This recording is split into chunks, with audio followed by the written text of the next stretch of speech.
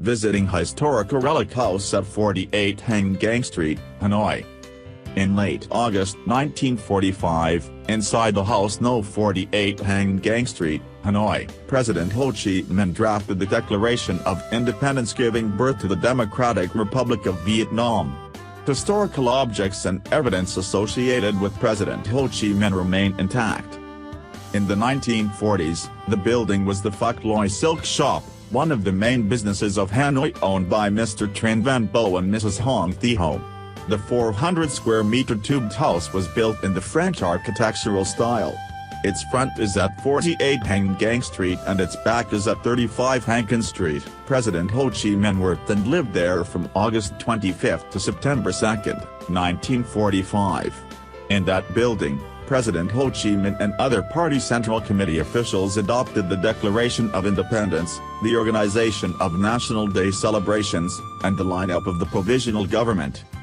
Nguyen Bich Han is from the Hanoi Landscape and Relic Management Committee. The party Central Committee chose this house to accommodate President Ho Chi Minh, who moved from the Viet Bac resistance base to Hanoi because this house has 2 exits.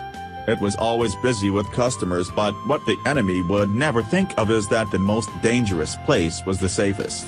It was arranged for President Ho Chi Minh was arranged to enter the house through gate at No. 35 Hankin Street to get to the second floor. The first floor was the silk shop. On the second floor, there was a living and a dining room. Warehouses were on the 3rd and 4th floors. In case of emergency, the president could exit through the roof to get to neighboring houses and to the street.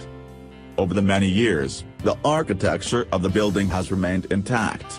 The first floor became a memorial house in 1970.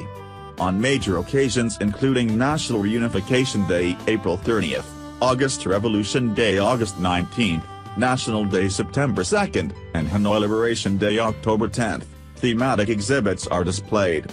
Currently, an exhibition is held featuring 80 photos, documents and objects including a khaki costume that President Ho Chi Minh wore on September 2, 1945. The costume was made by the Tran Phuc Loy tailor shop. On the second floor, there is a table where President Ho Chi Minh wrote the Declaration of Independence at a meeting of the President and other party Central Committee members. Hang Ngang. This is a table and chairs used by President Ho Chi Minh. He often sat here, and sometimes, he went to the dining room to work. The host family didn't know that the old man in the dark brown costume was President Ho Chi Minh.